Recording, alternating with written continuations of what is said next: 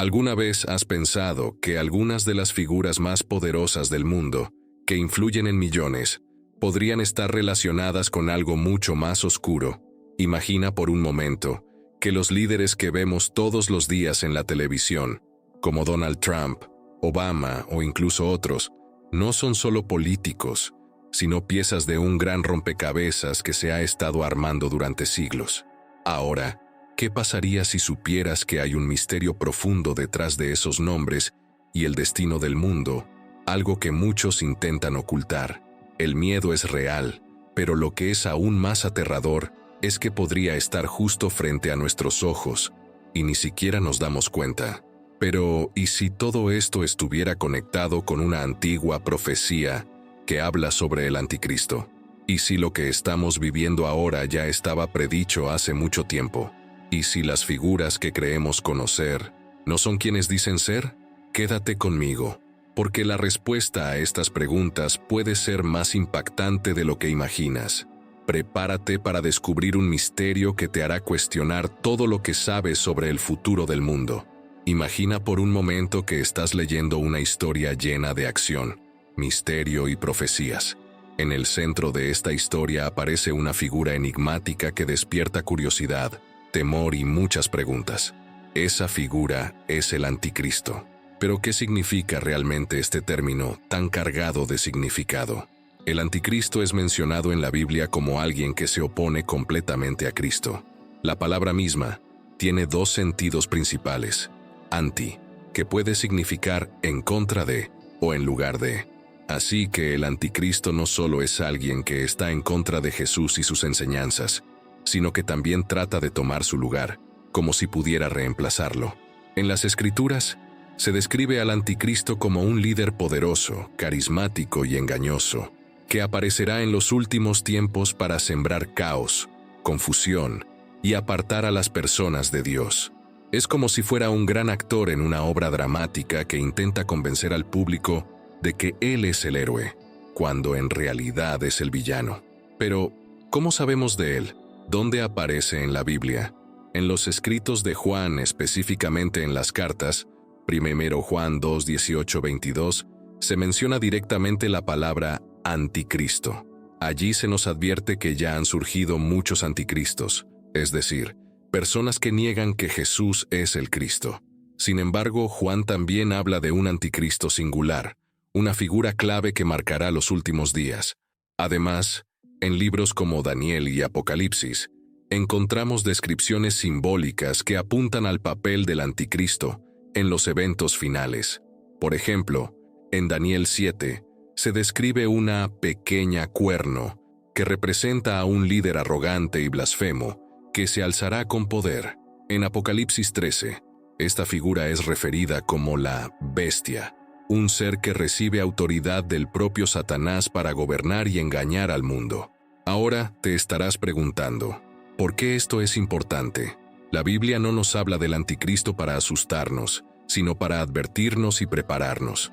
Su propósito es que podamos reconocer las señales y mantenernos firmes en nuestra fe. Imagina que estás caminando por un bosque oscuro. Si alguien te da un mapa y una linterna, podrías evitar las trampas y encontrar el camino correcto. Eso es lo que hacen estas profecías. Nos dan las herramientas para no perdernos, pero no debemos confundirnos. Aunque esta figura será increíblemente influyente, no debemos verla como alguien invencible. De hecho, las Escrituras dejan claro que su poder es limitado y que su final ya está escrito. Dios tiene el control, y aunque el anticristo intentará desviar a muchos, aquellos que confían en Cristo tendrán la victoria. Es importante recordar que el anticristo no es solo una persona.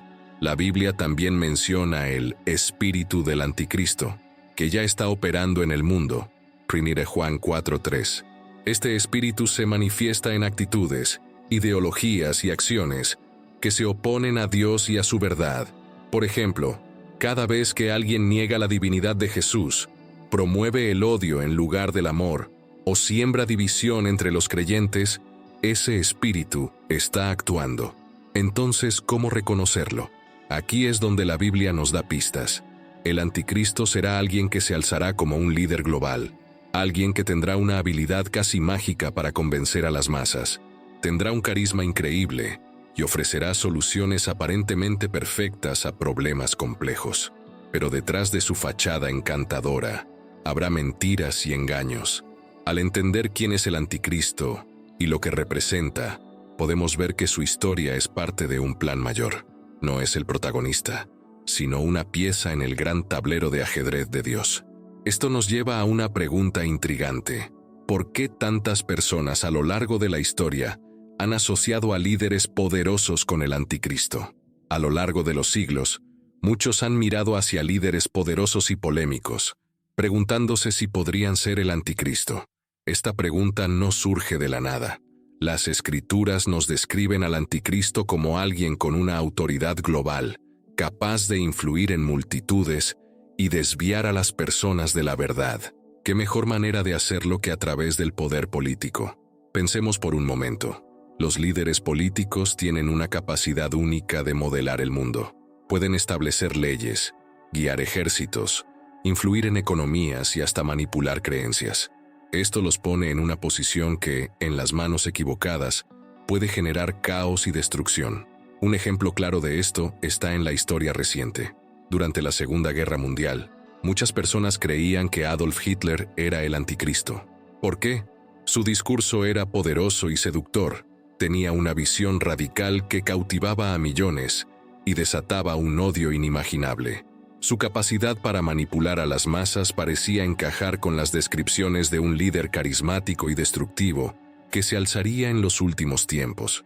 Pero Hitler no fue el único en ser señalado.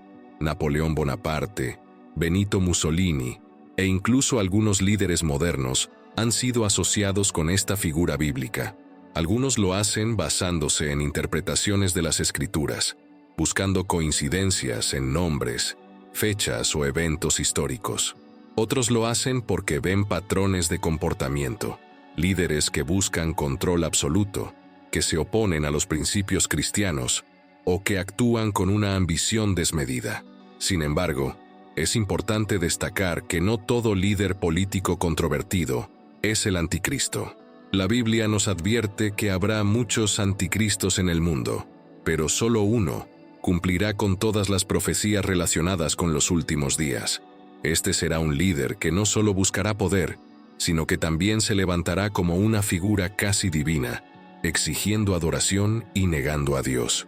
Una razón por la cual tantas personas buscan al anticristo en la política es porque las profecías bíblicas sugieren que tendrá un impacto global. En Apocalipsis 13:7-8, se describe cómo este líder tendrá autoridad sobre toda tribu, pueblo, lengua y nación. Esto sugiere que no será un líder local, sino alguien con influencia mundial, algo que solo el poder político podría ofrecer. Pero, ¿cómo reconoceremos al verdadero anticristo entre tantos líderes que han sido acusados? Las Escrituras nos dan pistas. Será alguien que logrará unir al mundo bajo una falsa paz, que promoverá ideas aparentemente buenas, pero con intenciones ocultas.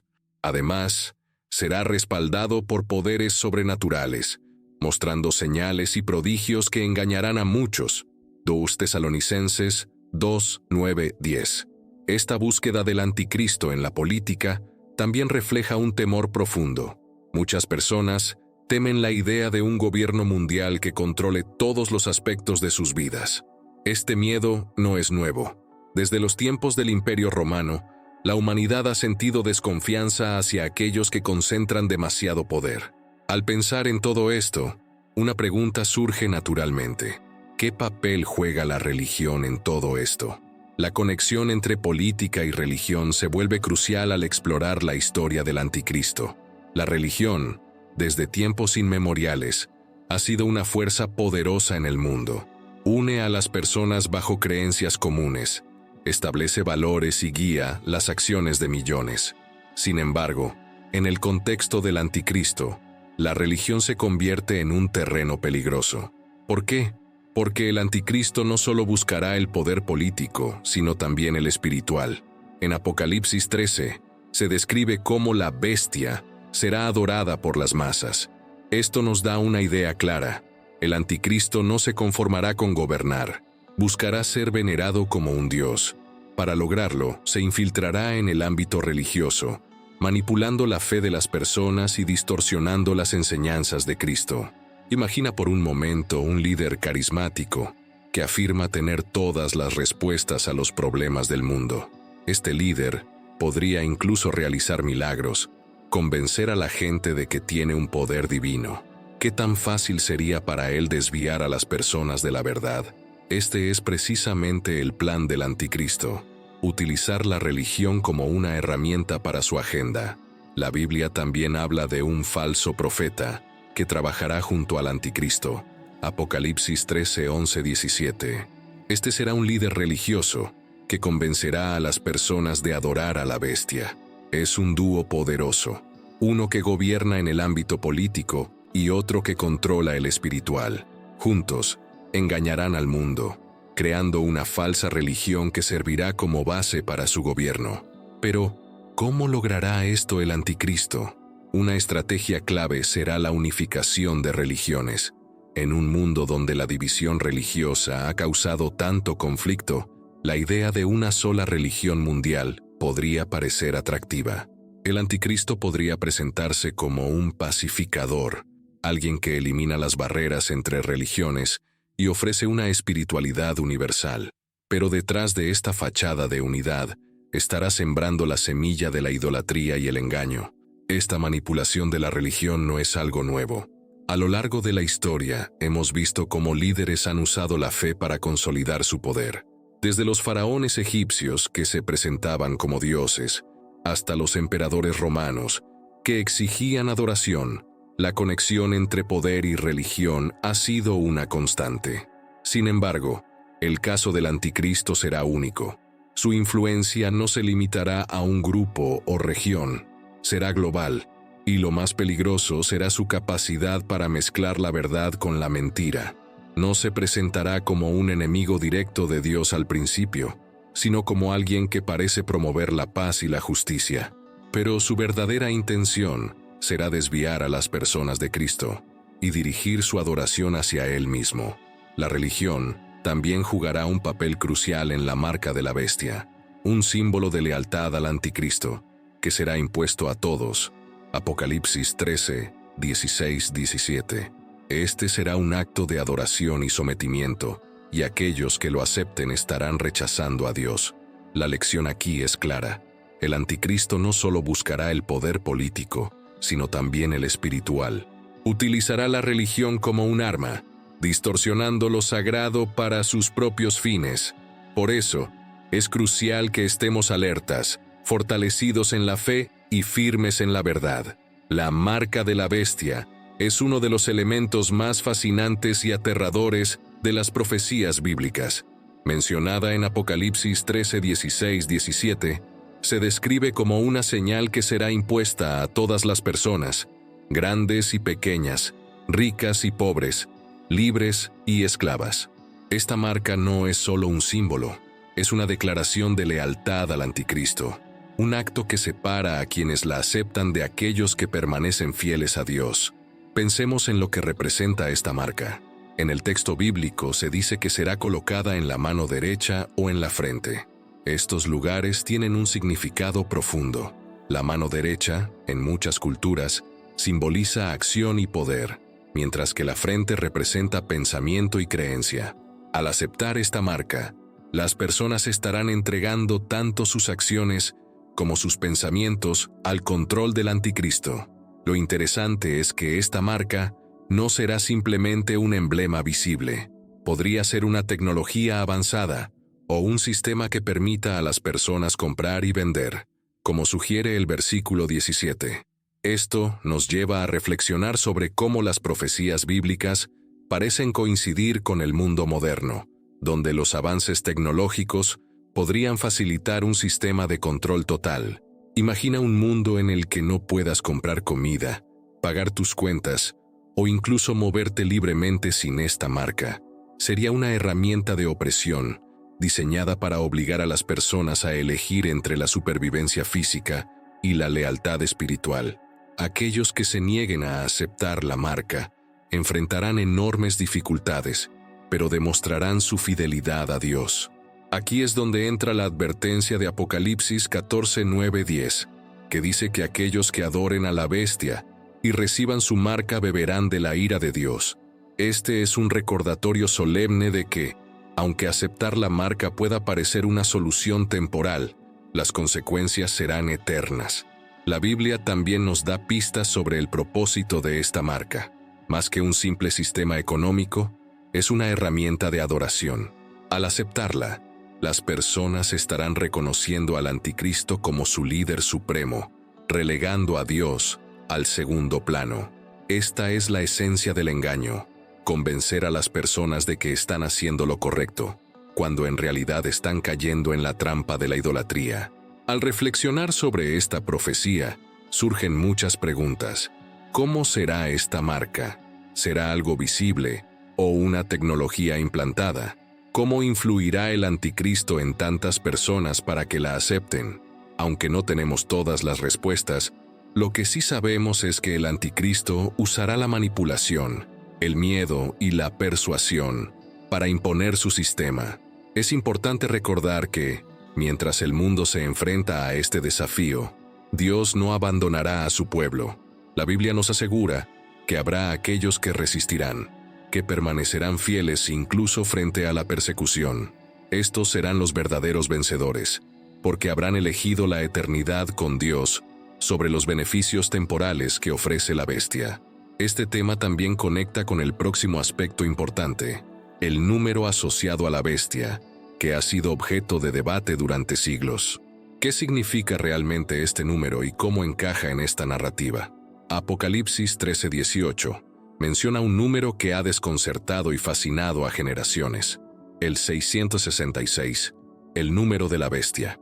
Este número no es solo un enigma, sino una clave para entender la identidad y naturaleza del anticristo.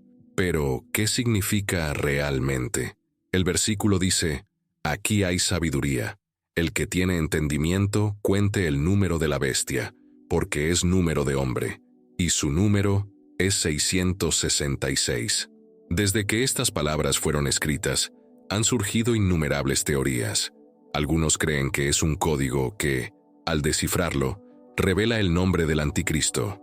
Otros lo ven como un símbolo de imperfección, ya que el número 7 representa la perfección divina y el 6 queda corto de alcanzarla.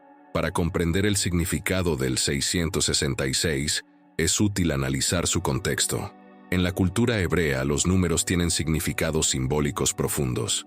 El número 6, repetido 3 veces, podría representar la máxima imperfección, un contraste absoluto con la perfección de Dios. También puede simbolizar la trinidad falsa del anticristo, el falso profeta y la bestia, una burla a la Santísima Trinidad. A lo largo de la historia, muchos han intentado asociar este número con figuras específicas. Por ejemplo, al aplicar métodos de numerología como el valor gemátrico, se ha sugerido que el nombre del emperador romano Nerón podría coincidir con el 666. Otros lo han relacionado con líderes modernos o sistemas políticos que consideran opresivos. Sin embargo, lo que hace único al 666 no es solo su posible conexión con una persona o sistema, sino lo que simboliza en un sentido más amplio. Representa el máximo esfuerzo humano por alcanzar la divinidad y el poder absoluto, pero siempre quedando corto frente a Dios. Es un recordatorio de que, aunque el anticristo parezca invencible, su destino ya está sellado. El número 666 también está estrechamente vinculado a la marca de la bestia. Podría ser un identificador, una forma de control que permita al anticristo distinguir a quienes le son leales. En un mundo gobernado por la bestia, este número podría aparecer en documentos, monedas o incluso tecnologías implantadas. Pero, ¿cómo podemos protegernos del engaño asociado a este número? La clave está en la sabiduría y el entendimiento que menciona el versículo. Esto no significa solo conocimiento intelectual, sino discernimiento espiritual, una conexión profunda con Dios que nos permita ver más allá de las apariencias. El 666 nos desafía a reflexionar sobre nuestras propias vidas. ¿Estamos persiguiendo valores eternos o nos dejamos llevar por las promesas vacías del mundo? en un sentido más práctico, también nos invita a estar alertas ante cualquier sistema que busque controlar nuestras creencias y acciones de manera absoluta. El número 666, aunque rodeado de misterio, es sobre todo una advertencia. Nos recuerda que el engaño del anticristo será sutil pero poderoso, diseñado para desviar incluso a los más fieles.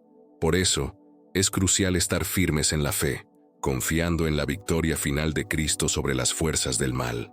Con esta base, surge una pregunta aún más apremiante. ¿Cómo afectará este sistema a quienes se nieguen a aceptar la marca? ¿Qué desafíos enfrentará la resistencia en los últimos días?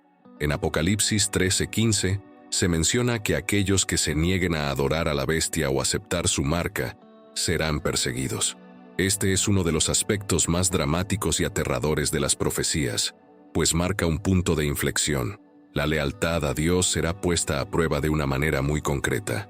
Los que se mantengan firmes en su fe, rechazando la marca de la bestia, enfrentarán consecuencias severas, pero no serán abandonados. Cuando la bestia tome control, la resistencia será vista como un acto de rebelión. Ser cristiano en ese momento será considerado un crimen, y aquellos que se nieguen a someterse al sistema del anticristo serán marginados, rechazados y perseguidos. Apocalipsis 13:17 deja claro que nadie podrá comprar ni vender sin la marca, lo que significa que aquellos que se nieguen a aceptarla estarán aislados de la sociedad. No podrán acceder a bienes básicos, como alimentos o medicinas. Su vida cotidiana será una lucha constante por sobrevivir. Sin embargo, la Biblia también promete una recompensa para aquellos que mantengan su fe intacta en medio de la persecución. Apocalipsis 14:12 habla de los que guardan los mandamientos de Dios y la fe de Jesús, asegurando que estos serán recompensados en la vida eterna. Su fidelidad no será en vano. A pesar de las dificultades inmediatas, la victoria final es de los fieles, pues Dios les otorgará su paz y seguridad. Es importante considerar cómo estos desafíos serán enfrentados por aquellos que, en su corazón, se nieguen a ceder ante el miedo o la presión del sistema. Serán como los mártires de la antigüedad, dispuestos a pagar el precio de su fe. A lo largo de la historia, los cristianos han enfrentado persecuciones de diferentes formas, pero nunca han estado solos, y esta vez no será diferente. La promesa de la presencia divina será una fuente de fortaleza. Además, la resistencia a la marca de la bestia no será solo una cuestión física. Habrá una guerra espiritual en juego. Los cristianos que rechacen la marca estarán luchando contra el sistema maligno del anticristo, y al hacerlo, estarán manifestando su lealtad a un reino eterno que no se ve con los ojos humanos, pero que es más real que cualquier sistema terrenal. Mientras tanto, el anticristo buscará ejercer su control sobre la mente de todos, convenciendo a muchos de que la marca es la única opción para sobrevivir, para ser parte de un sistema justo y ordenado. Sin embargo, la Escritura advierte que, a pesar de todo lo que se promete, el precio será mucho más alto de lo que muchos imaginan. Una eternidad separada de Dios. La marca no solo es un símbolo temporal, sino una declaración de fidelidad a un imperio que busca reemplazar a Dios. Así, la pregunta no es solo sobre las consecuencias inmediatas, sino sobre el destino eterno. A pesar de la severidad de la persecución, aquellos que se mantengan firmes en su fe recibirán la recompensa de la vida eterna, un regalo que no tiene comparación con cualquier sufrimiento momentáneo. En medio de un escenario tan sombrío, la pregunta fundamental es, ¿quiénes serán los vencedores? La respuesta se encuentra en Apocalipsis 15:2, donde se dice que los que salieron vencedores sobre la bestia, sobre su imagen y sobre su número, cantarán un himno de victoria. Estos vencedores no son aquellos que cedieron ante la marca, sino aquellos que, a pesar de las amenazas y persecuciones, mantuvieron su lealtad a Dios. Los vencedores no son necesariamente los que no sufrieron. De hecho, el sufrimiento será parte de su viaje, pero lo que los distingue es su fidelidad inquebrantable. Estos son aquellos que, incluso cuando se enfrentan a la posibilidad de muerte o sufrimiento, eligen seguir a Cristo. Ellos serán los mártires y los fieles, los que han rechazado la tentación de la marca de la bestia y han resistido la opresión del sistema del anticristo. La Biblia nos enseña que, al final, estos vencedores serán recompensados con la gloria de Dios. En Apocalipsis 7, 14, 17, se nos describe a una multitud que ha salido de la gran tribulación, una multitud vestida de blanco, que ha lavado sus ropas en la sangre del Cordero. Esta imagen no es solo simbólica, es una representación de la pureza y la victoria final de aquellos que se han mantenido fieles a Dios a lo largo de las pruebas. El triunfo de los vencedores no es solo una victoria sobre el mal temporal, sino una victoria eterna sobre la muerte y el pecado. En este mundo, aquellos que permanecen fieles serán considerados derrotados, aislados y perseguidos. Pero en el reino de Dios, su recompensa será gloriosa y eterna. Estos vencedores, a diferencia de aquellos que sucumbieron a la marca, no se han conformado con los sistemas humanos, sino que han buscado el reino de Dios. Ellos entienden que el sufrimiento temporal es insignificante en comparación con la gloria que les espera. Como nos recuerda Romanos 8:18, los sufrimientos del tiempo presente no son comparables con la gloria que ha de ser revelada en nosotros. En resumen, los vencedores son aquellos que, en su fidelidad a Cristo, han demostrado que el valor de su alma es mucho más grande que cualquier recompensa terrenal que pueda ofrecer la bestia. Este principio se aplica hoy y se aplicará más intensamente en los días que vendrán. El mensaje es claro: la victoria pertenece a los que permanecen fieles a Dios, sin importar cuán grande sea la prueba que enfrenten. Con este entendimiento, pasemos a explorar cómo la batalla final, que se avecina, se desarrollará y cuál será el destino del anticristo y sus seguidores. La batalla final, que se describe en Apocalipsis 19, marca el culminante enfrentamiento entre las fuerzas del bien y las fuerzas del mal. Después de siglos de influencia y poder, el anticristo, acompañado por su ejército, se prepara para el enfrentamiento definitivo con el Cordero de Dios. Esta confrontación no es solo una lucha física, sino una guerra espiritual que marcará el destino de la humanidad. El escenario está preparado. El anticristo, quien ha logrado manipular a las naciones y ha reunido un ejército bajo su mando, se enfrenta al regreso glorioso de Jesucristo. Apocalipsis 19, 11, 21 describe a Jesús montado en un caballo blanco, con los ojos como llamas de fuego y con una espada de justicia en su boca. Esta imagen, llena de poder y autoridad, contrasta drásticamente con la imagen del anticristo, que ha ejercido su poder mediante el engaño, la violencia y la tiranía. La batalla en sí es rápida y decisiva. No se trata de un combate prolongado, sino de una victoria instantánea y completa. La bestia y el falso profeta, que habían sido los principales agentes de la maldad, son capturados y arrojados al lago de fuego. La imagen de su derrota es definitiva. Ya no hay lugar para la maldad ni para sus seguidores. El Cordero, que ha estado presente desde el principio, es ahora el vencedor absoluto. A lo largo de esta batalla, una de las enseñanzas más profundas es que la justicia de Dios no es algo que se demore indefinidamente. A pesar de las apariencias, Dios no olvida las injusticias ni las persecuciones. La batalla final es el cumplimiento de su promesa de justicia. El pueblo de Dios que ha sufrido a lo largo de los años verá la vindicación, no por sus propios esfuerzos, sino por el poder de Dios. No habrá más sufrimiento ni opresión, pues el mal será completamente derrotado. Este capítulo también subraya la soberanía de Dios sobre todo lo creado. El hecho de que la batalla sea resuelta de manera tan rápida y total revela que, aunque los humanos luchan contra el mal en la tierra, el resultado final nunca ha estado en duda.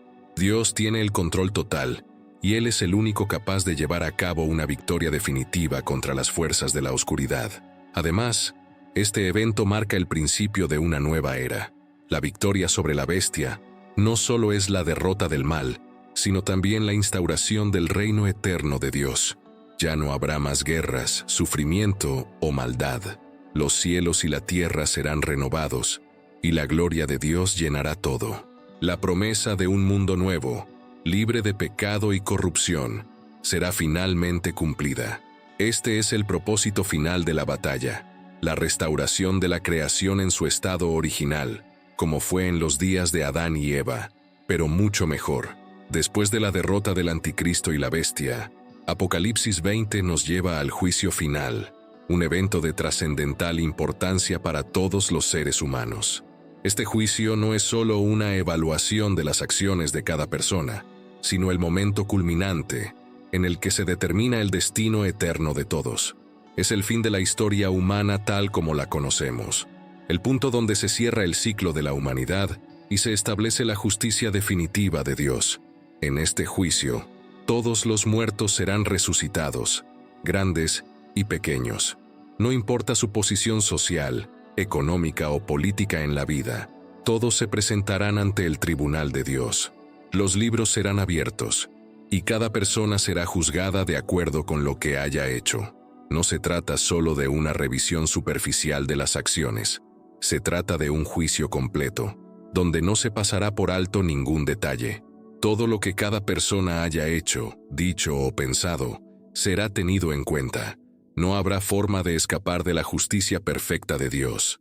Apocalipsis 20, 11, 15 describe cómo aquellos que no están escritos en el libro de la vida serán arrojados al lago de fuego, un destino que representa la separación eterna de Dios.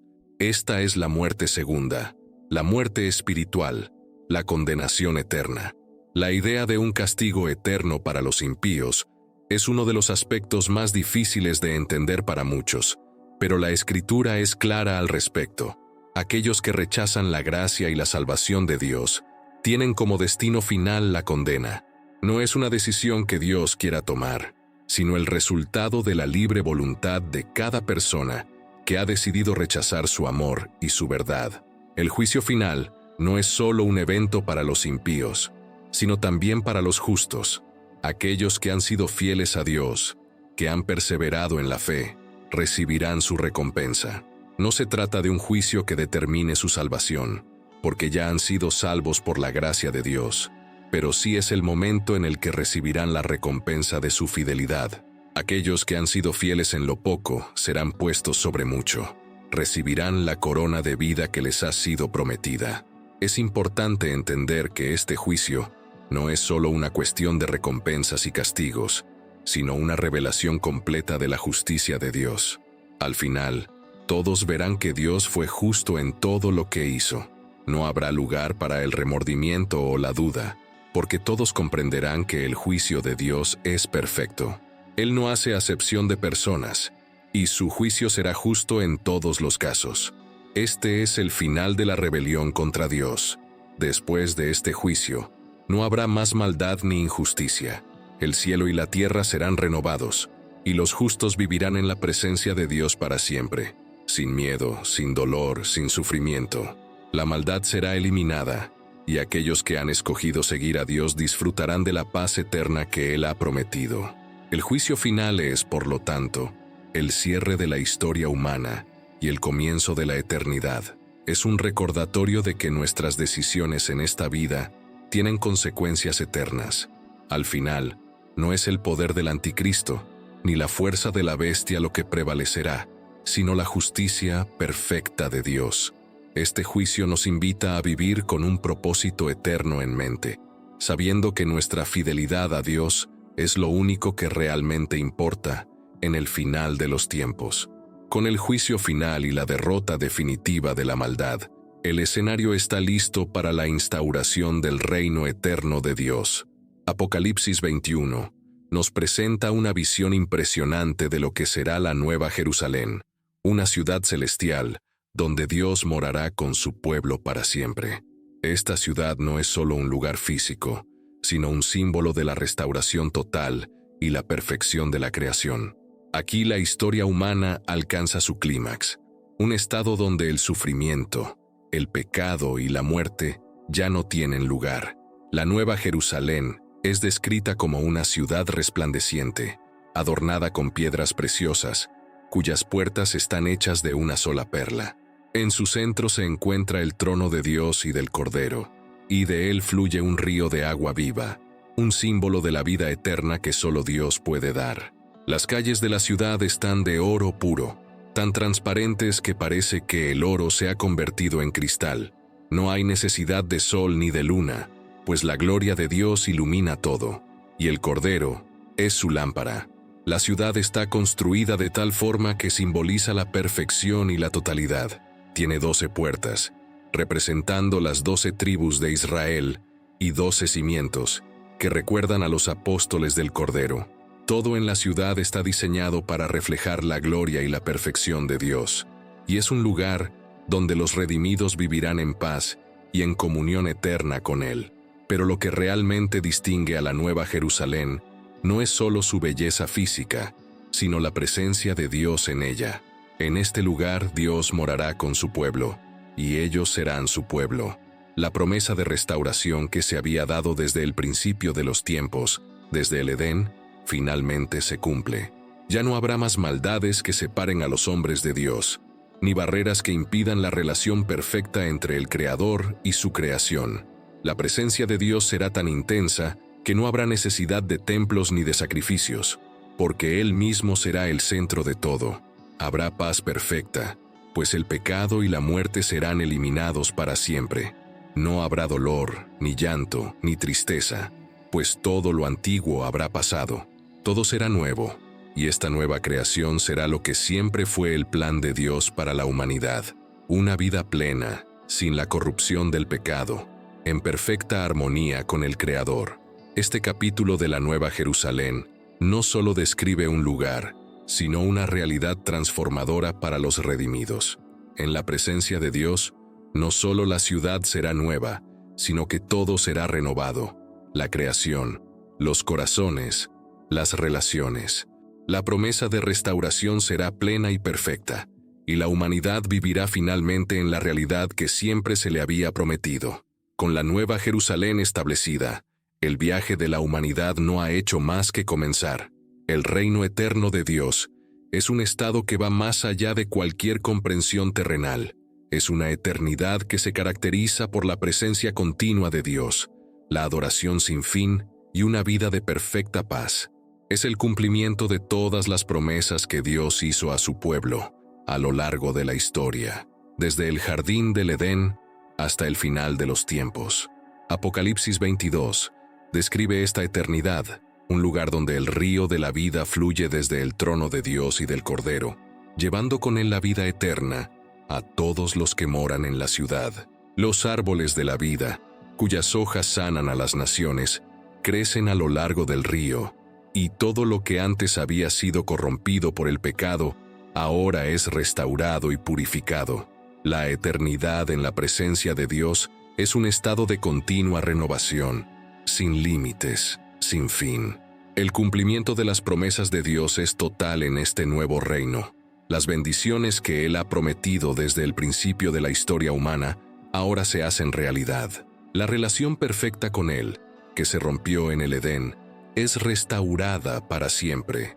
Los redimidos vivirán en su presencia y conocerán a Dios de una manera profunda y personal, sin las barreras que el pecado había puesto entre Él y su pueblo.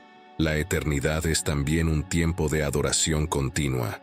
Apocalipsis 22 nos muestra a los redimidos adorando a Dios y al Cordero, alabando su nombre por su obra de salvación.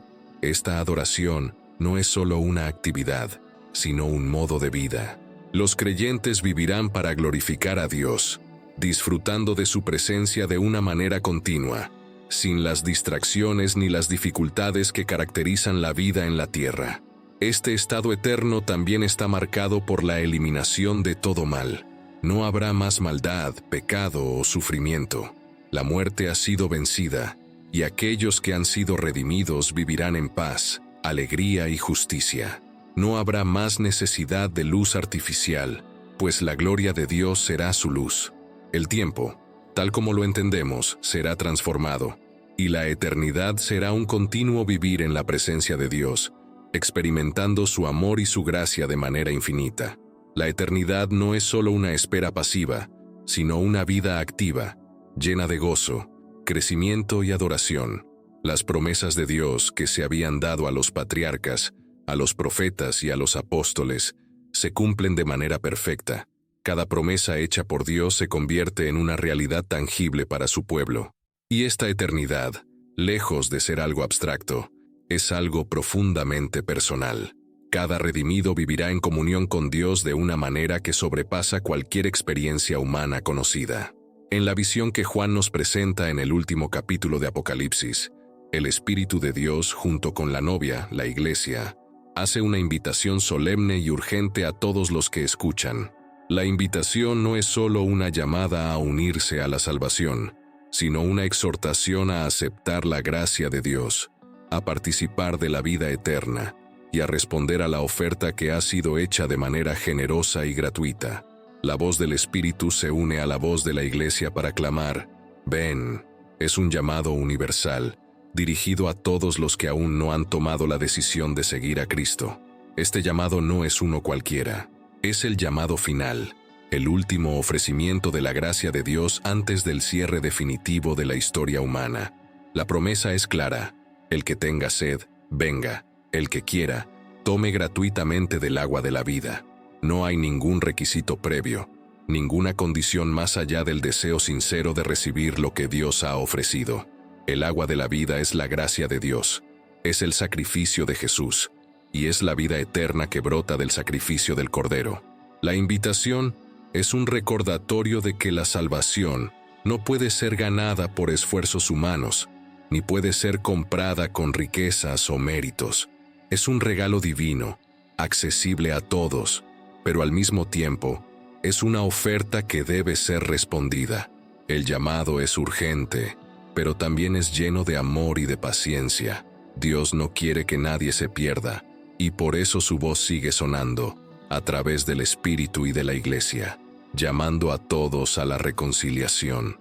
El agua de la vida es el símbolo de una relación restaurada con Dios, una vida plena y eterna en su presencia. Es un símbolo de paz, de perdón, de restauración y de santidad. Cuando Juan escribe estas palabras, está mostrando una oferta definitiva, la oportunidad de beber y participar del gozo eterno de la presencia de Dios, sin ningún obstáculo. Es una invitación a dejar atrás las cargas del pecado, las tristezas de la vida y la muerte, y a entrar en la plenitud de la vida que solo Dios puede dar. En este contexto, también se muestra la advertencia de que nadie debe añadir ni quitar nada a las palabras del libro de Apocalipsis. El mensaje de la salvación es claro y completo tal como está, y cualquier intento de alterar o tergiversar este mensaje llevará a consecuencias graves. La invitación a la salvación es firme, pero el llamado a mantener la pureza del mensaje es igualmente urgente. En un mundo lleno de distracciones, de falsas enseñanzas y de ideologías erróneas, el mensaje de Apocalipsis es un recordatorio de que debemos aferrarnos a la verdad revelada por Dios. El regreso de Cristo es el evento culminante que marca el cierre de la historia de la humanidad tal como la conocemos. Es el punto de no retorno, el momento en que se cumplen todas las promesas, se restablece el reino de Dios y se hace realidad la esperanza cristiana de la redención total. En este capítulo, vemos que el regreso de Cristo está ligado a la restauración de todas las cosas. Todo lo que fue corrompido por el pecado será renovado y hecho nuevo. La creación misma, que gime por la restauración, recibirá la redención prometida. La segunda venida de Cristo es descrita como algo glorioso e inminente. «He aquí, vengo pronto», dice Jesús, y su regreso no será como un susurro en la oscuridad, sino como un relámpago que ilumina todo el cielo. El regreso de Cristo es esperado con ansias, pues en él se cumple la esperanza del pueblo de Dios, de que finalmente se hará justicia, se vencerá el mal y se restaurará la paz eterna. En la segunda venida, Cristo no solo aparece como Salvador, sino también como juez. Él trae consigo la justicia final, y todos los hombres, vivos y muertos, deberán rendir cuentas ante él. Esto implica que habrá un juicio. donde cada uno recibirá según lo que haya hecho en su vida. Para los redimidos, ese juicio será una confirmación de su salvación, una demostración de que fueron fieles a la gracia de Dios. Para aquellos que rechazaron a Cristo, será el momento en que verán las consecuencias de su elección, enfrentando la separación eterna de Dios. Es importante entender que el regreso de Cristo no es solo el cumplimiento de una promesa individual, sino de una promesa cósmica. Toda la creación será restaurada en Él. No solo los seres humanos, sino también la naturaleza misma, que ha sido afectada por el pecado, será renovada. En este reino restaurado no habrá más corrupción, ni pecado, ni muerte. Todo será transformado, y el mal será erradicado de una vez por todas. Cristo, al regresar, establecerá su reino eterno, donde Él será el Rey justo y sabio. El dolor, la injusticia y el sufrimiento cesarán, y la humanidad vivirá en paz bajo su gobierno. Este reino será caracterizado por la justicia perfecta, la santidad y el amor. Es el cumplimiento de la oración: venga tu reino, hágase tu voluntad, así en la tierra como en el cielo. El regreso de Cristo es el fin de una era y el inicio de una nueva creación donde no habrá más lágrimas, ni muerte, ni dolor, porque las primeras cosas habrán pasado. La consumación de todas las cosas será el momento en que la salvación, la justicia y la gloria de Dios se manifestarán en su totalidad, y todo será hecho nuevo. En ese momento, la historia humana habrá llegado a su fin, y todo lo que ha sido prometido en las Escrituras se cumplirá plenamente. El testimonio fiel se convierte en una de las claves que nos prepara para el regreso de Cristo. A lo largo de la historia, muchos han seguido a Jesús y han sido testigos de su poder, su amor y su sacrificio. La fidelidad a Cristo no es solo una cuestión de vivir sin pecado, sino también de mantener una firme esperanza, una confianza incuestionable en las promesas de Dios, incluso cuando la situación parece oscura o incierta. Este testimonio no es solo el relato de lo que Cristo ha hecho en el pasado, sino la proclamación de su poder y autoridad en el presente y en el futuro.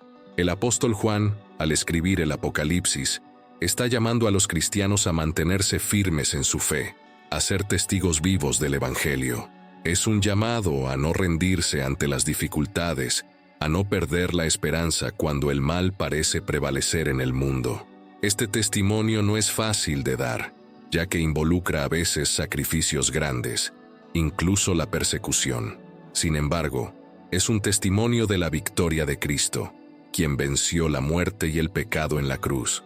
Los creyentes, por tanto, no solo viven en la esperanza del futuro, sino que dan testimonio de esa victoria en el presente.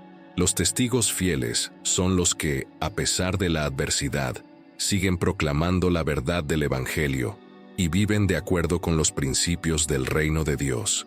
En este sentido, el testimonio fiel no se limita a las palabras, sino que es también un testimonio vivido, que se refleja en las acciones, decisiones y en el amor hacia los demás. Cristo, al regresar, confirmará la fidelidad de aquellos que le han seguido y dará a cada uno la recompensa de su esfuerzo. Este testimonio es vital en el contexto de la segunda venida de Cristo, ya que aquellos que han sido fieles al testificar serán parte de su victoria final.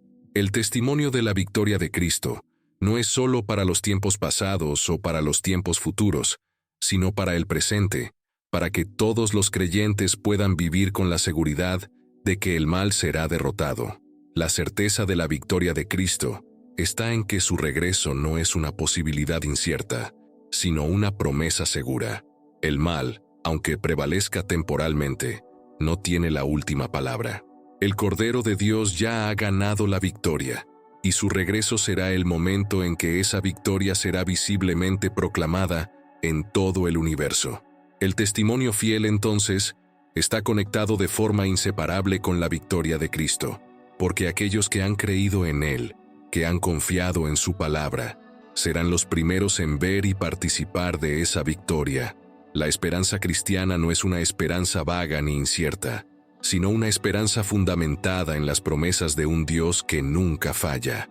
Esta certeza es lo que da fuerza al testimonio de los creyentes, y es lo que impulsa a seguir adelante, aún en tiempos difíciles. La resurrección final es uno de los temas más centrales y cruciales en la revelación cristiana. Es la culminación de la promesa de Dios para su pueblo, el momento en que la obra redentora de Cristo alcanza su máxima expresión. La resurrección de los muertos es un acto de restauración y de justicia divina. Todos los que han muerto en Cristo serán resucitados para la vida eterna, mientras que aquellos que han rechazado su oferta de salvación enfrentarán la condena eterna. En este contexto, la resurrección final no es solo un acto de reanimación física, sino una transformación gloriosa de cuerpos mortales en cuerpos inmortales. Los creyentes que hayan muerto vivirán nuevamente, pero no como antes. Serán resucitados con cuerpos nuevos, incorruptibles, libres de enfermedad, dolor y muerte. Este es el resultado final de la victoria de Cristo sobre la muerte. Él es el primogénito de entre los muertos, y con su resurrección, Él garantiza la resurrección de todos los que están en Él. Para los creyentes, esta resurrección es el momento culminante de la salvación. Es el momento en que finalmente se completa lo que comenzó en la cruz. A través de la muerte y resurrección de Jesús, la promesa de vida eterna se convierte en realidad. La muerte, que es la consecuencia del pecado, será destruida de una vez por todas, y la vida en abundancia será vivida plenamente. En ese día glorioso, todos los redimidos, sin excepción, recibirán sus recompensas, cada uno según sus obras, no como un pago por sus esfuerzos, sino como una manifestación de la gracia que los salvó. La recompensa eterna no es solo una vida sin fin, sino una vida rica, plena, llena de paz, amor y justicia. Vivir en la presencia de Dios será la mayor recompensa de todas. No habrá más llanto, ni dolor, ni sufrimiento, ni muerte. Todo será hecho nuevo, y los creyentes disfrutarán de la gloria de Dios por toda la eternidad. La resurrección final, por tanto, no es solo un evento futuro, sino la culminación de todo lo que los cristianos esperan y han creído a lo largo de sus vidas. La resurrección final también será el momento en que los injustos recibirán el pago por sus malas obras.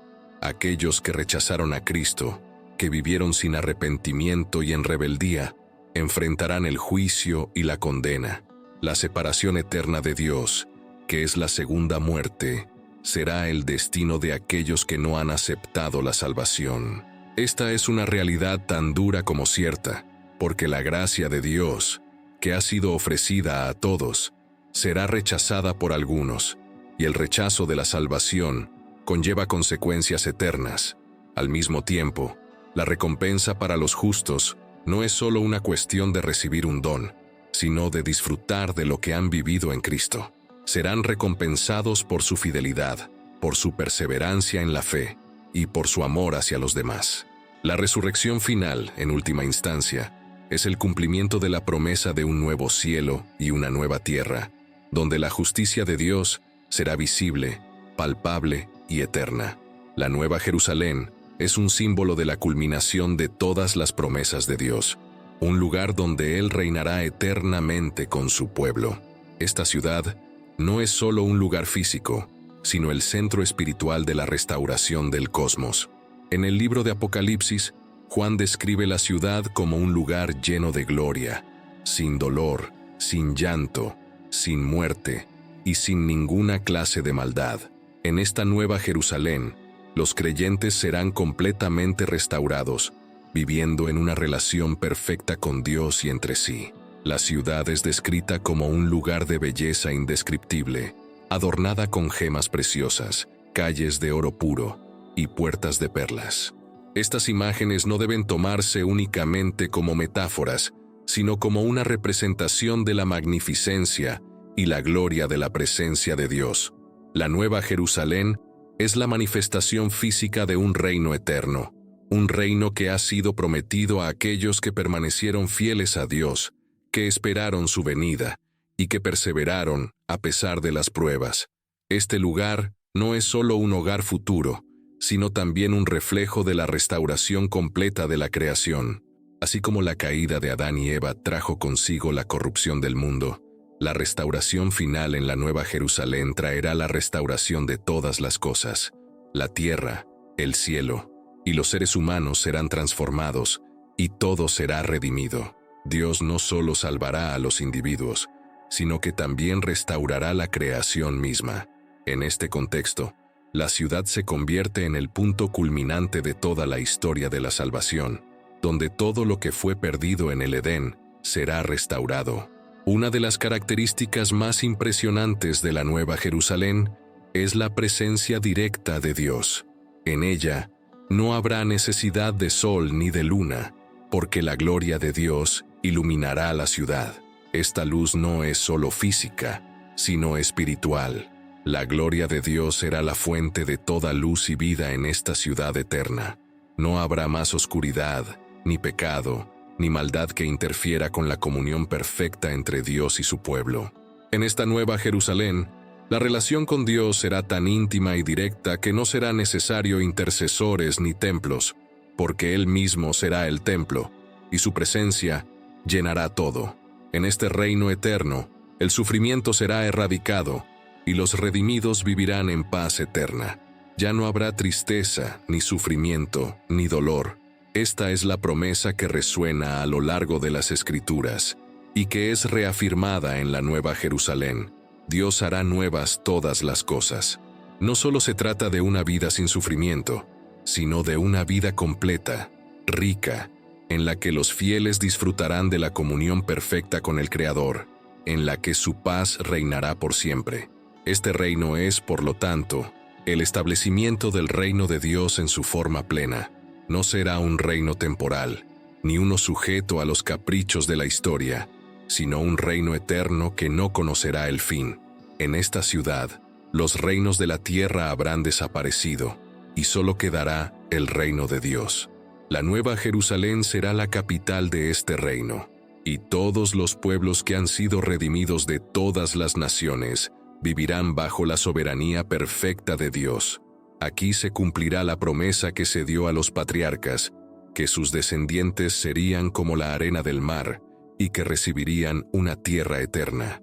La restauración de la creación será la restauración final de todas las cosas, incluyendo a aquellos que han sido salvados. En la Nueva Jerusalén, junto a la presencia de Dios y la gloriosa restauración del reino, encontramos una imagen especialmente significativa: el río de la vida.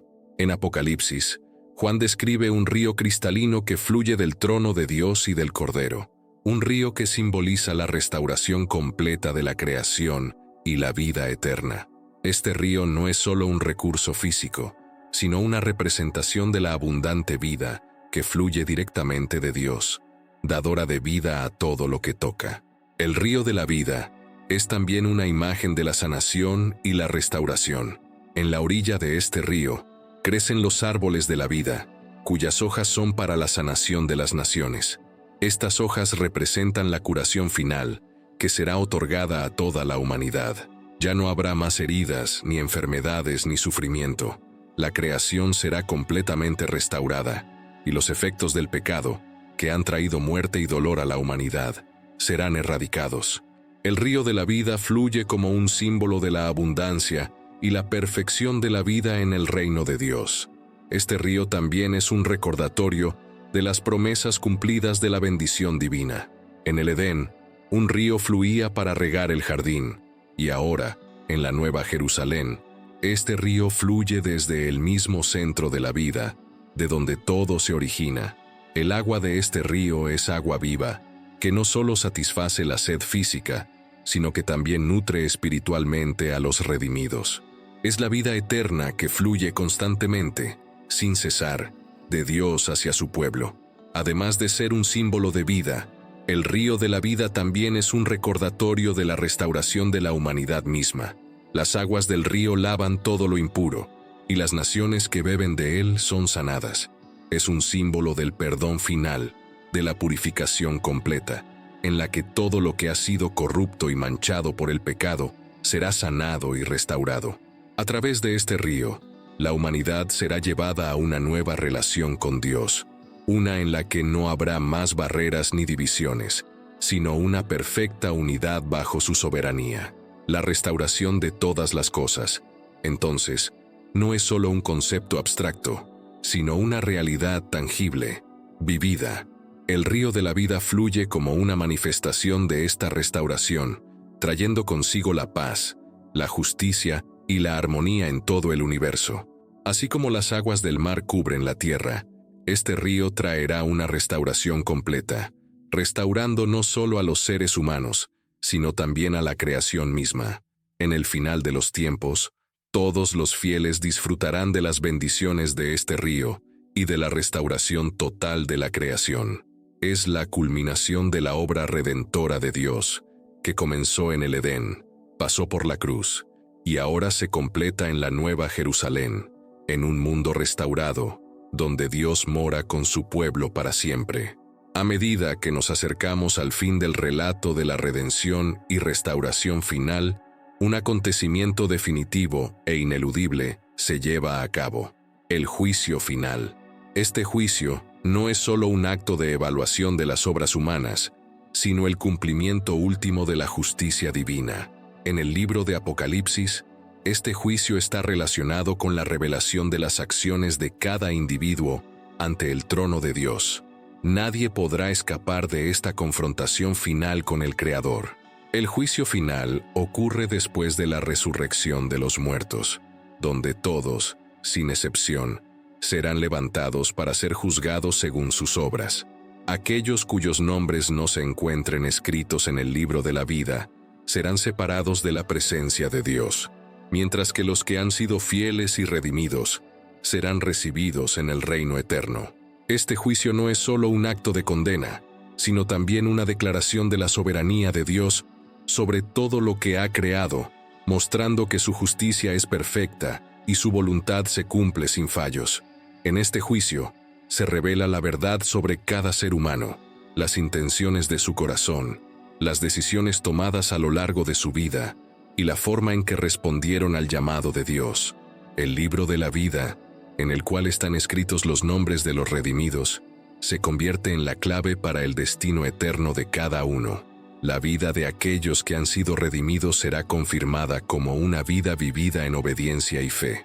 Mientras tanto, aquellos que nunca aceptaron la salvación, que vivieron en rebeldía contra Dios, enfrentarán la condena eterna. El juicio final marca la separación de los justos y los injustos de manera irreversible. Los que han sido salvos disfrutarán de la presencia de Dios para siempre, mientras que los que han rechazado su gracia serán apartados, destinados a una existencia separada de la bondad y la gloria divina. Este es el momento culminante de la historia humana, donde cada uno recibirá la recompensa o la condena de acuerdo con lo que hizo en vida. Es importante entender que esta separación no es un acto arbitrario, sino una respuesta justa al rechazo de la oferta de salvación. A lo largo de las Escrituras, se nos recuerda que la misericordia de Dios está disponible para todos, pero que la decisión final recae sobre cada individuo. Dios no desea que nadie perezca, pero respeta la libre voluntad de cada persona. Por lo tanto, la separación eterna, aunque dolorosa, es una consecuencia de las decisiones tomadas durante la vida. Este acto de justicia divina tiene un impacto no solo en los seres humanos, sino también en todo el cosmos. La separación de los malvados y la redención de los justos traen consigo el restablecimiento definitivo del orden que fue corrompido por el pecado desde el principio de los tiempos. El juicio final es, en última instancia, un acto de restauración, porque al hacer justicia y separar lo bueno de lo malo, Dios restablece el orden que fue alterado por la rebelión en el Edén. Después del juicio final, la historia de la humanidad llega a su conclusión, pero la obra de Dios no termina ahí. Con la separación de los justos y los injustos, el reino de Dios se establece de manera definitiva y eterna. Este reino no será algo pasajero ni temporal, será un gobierno eterno donde Dios mismo reinará sobre todo, sin que haya más rebelión ni maldad. El reinado de Dios en su plenitud Es el cumplimiento de todas las promesas dadas a lo largo de la Biblia, y será un reinado lleno de paz, justicia y verdad. El reino de Dios no será una entidad política o humana, sino una soberanía divina que abarca toda la creación. En este reino, Dios será el centro de todo, y su voluntad se llevará a cabo en todas las cosas. No habrá más corrupción, no habrá más injusticia ni opresión. Cada aspecto de la vida en este reino será un reflejo de la bondad, la santidad y la perfección de Dios. El reinado eterno de Dios traerá consigo una paz duradera, una paz que no estará sujeta a los vaivenes de la historia humana, ni a los desafíos de un mundo caído. Los redimidos vivirán en perfecta comunión con Dios y estarán en su presencia para siempre. No habrá más necesidad de sacrificios ni mediadores, porque Cristo, el Cordero de Dios, será el Rey eterno que reina sobre su pueblo. La relación con Dios será directa, sin barreras, y todos los que participen en este reino disfrutarán de su presencia sin fin. Las naciones, de todos los tiempos y lugares, serán reunidas bajo la soberanía de Dios y vivirán en armonía, compartiendo en la gloriosa paz del reino. En este reino eterno no habrá más sufrimiento, porque la creación misma será liberada de la corrupción que el pecado trajo consigo. Las aguas del río de la vida fluirán para dar vida y sanación, y el árbol de la vida será la fuente de la restauración continua. La maldición del pecado será completamente erradicada, y la humanidad podrá vivir según el propósito original para el cual fue creada, para adorar y servir a Dios en un lugar perfecto y santo. El reinado eterno de Dios también es una promesa de justicia completa. En este reino, la justicia será perfectamente administrada, y cada ser humano recibirá lo que le corresponde. Los justos disfrutarán de la recompensa de su fidelidad, mientras que aquellos que rechazaron a Dios enfrentan su destino, que será la separación eterna. En este sentido, el reino de Dios es el cumplimiento de la justicia divina, donde cada cosa se pone en su lugar y se hace justicia a cada vida, a cada decisión. El reinado eterno de Dios es la culminación de toda la historia de la salvación. Desde el momento de la creación hasta el final de los tiempos, todo ha estado encaminado hacia este momento. A través de la vida, muerte y resurrección de Jesús, Dios ha preparado a su pueblo para este glorioso reino. En este reino, la gloria de Dios será la luz que ilumina a todos, y su poder y autoridad serán inquebrantables. La creación será finalmente restaurada y redimida, y todo estará bajo su soberano control. Este es el final del viaje, el establecimiento de un reino eterno donde Dios es todo en todos. Será un reino sin fin, donde la presencia de Dios será el mayor gozo, y la vida eterna será una bendición continua. En este reino, los redimidos vivirán en una alegría y paz que nunca terminarán, mientras que los malvados serán apartados para siempre. Así la historia humana llega a su fin, y el reino eterno de Dios será la última y más gloriosa realidad que permanecerá para siempre. Después de la instauración definitiva del reino de Dios, todo lo que hemos conocido hasta ahora comienza a desvanecerse en la gloria de una nueva realidad. La eternidad no será simplemente un tiempo sin fin, sino la consumación final de todo lo que Dios ha planeado. En este momento, la historia humana, tal como la conocíamos, llega a su fin, y se abre una nueva era en la que la presencia de Dios lo llena todo. El cielo y la tierra, tal como los conocemos, se desintegrarán, pero no en el sentido de ser destruidos sin más. La Biblia nos habla de una nueva creación, en la que lo que era viejo y corrupto será transformado en algo glorioso y eterno. La eternidad no será un concepto abstracto ni distante, será una existencia tangible, plena de la presencia de Dios. Aquellos que han sido redimidos vivirán en comunión perfecta con Él, sin la necesidad de medios intermedios ni barreras que nos separen. En este reino eterno, ya no habrá ni sufrimiento ni dolor, ni la tristeza que marca la vida de los mortales en el presente. El lamento y el llanto serán cosas del pasado. En lugar de la oscuridad, la luz eterna de Dios brillará sin cesar, iluminando cada rincón del cosmos. Lo que es importante entender sobre esta nueva eternidad es que no será solo un descanso pasivo, como muchos podrían imaginar, sino una vida activa, llena de gozo en la presencia de Dios.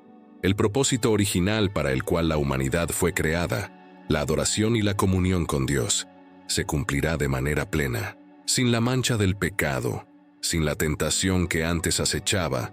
Los redimidos podrán vivir en una perfecta adoración, disfrutando de la belleza y el esplendor de la creación de Dios renovada. Además de la adoración continua, la eternidad traerá consigo la realización completa de la plenitud humana. La relación con Dios será directa, y todos aquellos que hayan sido redimidos participarán de su gloria. La Biblia describe este estado con las palabras de la visión que tuvo Juan: «Y vi un cielo nuevo y una tierra nueva, porque el primer cielo y la primera tierra pasaron, y el mar ya no existía». Apocalipsis 21:1. Esta nueva creación será la manifestación de la perfección, la belleza y el orden que Dios tenía en mente desde el principio.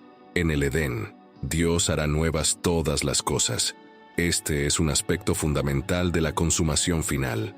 Los redimidos vivirán en una ciudad celestial, la Nueva Jerusalén, que descenderá del cielo, adornada con una gloria indescriptible. Las calles serán de oro puro, y los muros de piedras preciosas. En esta ciudad no habrá necesidad de sol ni de luna, porque la gloria de Dios iluminará todo, y el Cordero Jesucristo será la luz. En este lugar no habrá más muerte, ni llanto, ni dolor, porque todo habrá sido restaurado a la perfección. En este contexto de eternidad, la relación entre Dios y su pueblo será consumada. Los redimidos serán su pueblo, y Él será su Dios, en un vínculo de amor y comunión que nunca se romperá. En ese día, todos los sufrimientos de la vida pasada se verán como sombras, comparados con la gloria y la paz que disfrutarán en la presencia de Dios. Este será el cumplimiento de la promesa hecha a los que vencieron en la fe. Al que venciere, le daré a comer del árbol de la vida, el cual está en medio del paraíso de Dios. Apocalipsis 2:7.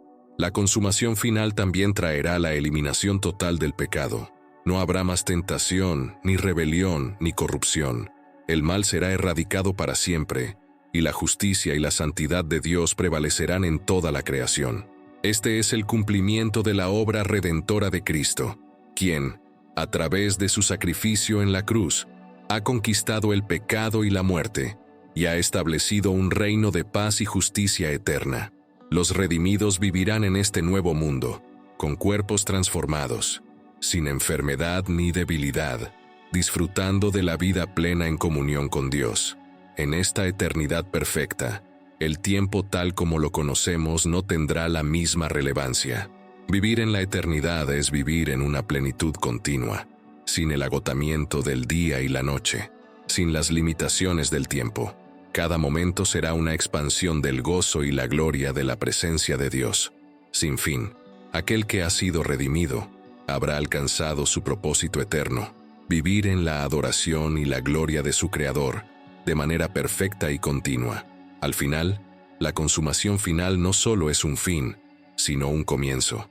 Es el inicio de una eternidad que nunca terminará. En esta nueva creación, todo será restaurado, y la humanidad vivirá según el propósito para el cual fue creada desde el principio. No habrá más división, no habrá más corrupción. El pecado será olvidado, y lo único que permanecerá será la gloria de Dios, en una perfecta comunión con su pueblo. Y así llegamos al final de nuestro viaje a través de la historia de Dios y la promesa de un futuro glorioso. A lo largo del video vimos cómo todo está interconectado, cómo cada evento, cada promesa, tiene un propósito y un significado profundo.